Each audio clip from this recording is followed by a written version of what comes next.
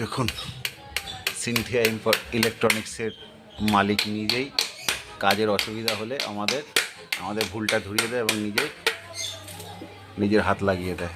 অন্যান্য জায়গায় গেলে এই সুবিধাটা আপনারা পাবেন না। কাজে ভুল হলে বকাঝকা খেতে পারেন, বাজে কথা বলতে পারেন। সিনথিয়া ইলেকট্রনিক্সের মালিক কখনোই রাগেও না এবং ছেলেদের সে তার ভুলটা শিখিয়েও দেয়।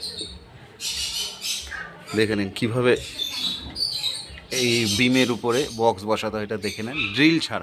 ড্রিল করতে তো অনেক সময় লাগে, ড্রিল ছাড়া কীভাবে বসাতে হয় এটা আপনারা শিখে নেন। তো অভিজ্ঞতার একটা ব্যাপার আছে।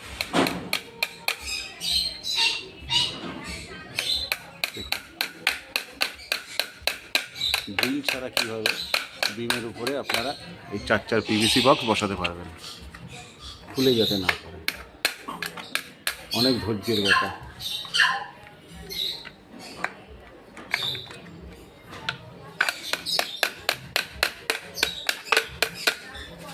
অন্য একটা ক্লিক নেবে, ওই এই মাঝে কথা না রাগ করলে হবে, বুঝতে।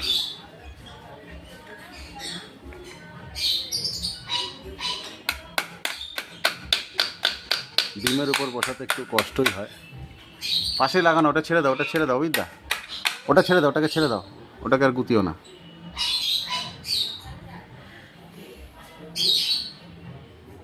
ধৈর্যের ব্যাপার। তুমি যদি ধৈর্য হারা হয়ে যাও তাহলে আমরা অন্যান্য জায়গায় গিয়ে কী করবো?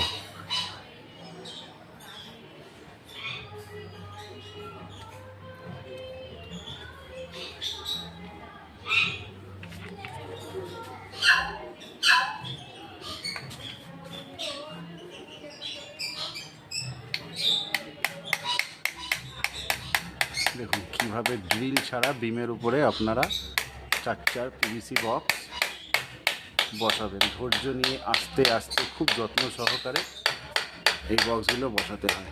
অভিজ্ঞতা না থাকলে এই বক্স বসানো সম্ভব হয় না। দেখুন কীভাবে আমাদের অভিজিৎ ঘোষবাবু, সিনথিয়া ইলেকট্রনিক্সের মালিক, নিজেই আমাকে শিখিয়ে দিল কীভাবে কাজ করতে হবে। যেগুলো অন্যান্য জায়গায় গেলে আমি শিখতে পারি না, অকথ্য গালিগালাজও পাই।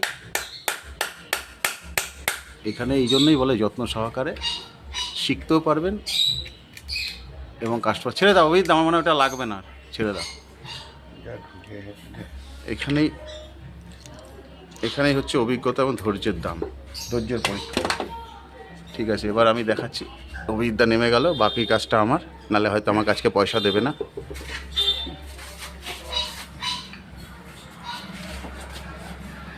এখানে একটা ক্যামেরা আছে, কিন্তু তাও এই দিকটা দেখার জন্য আরেকটা ক্যামেরা বসাবে উনি।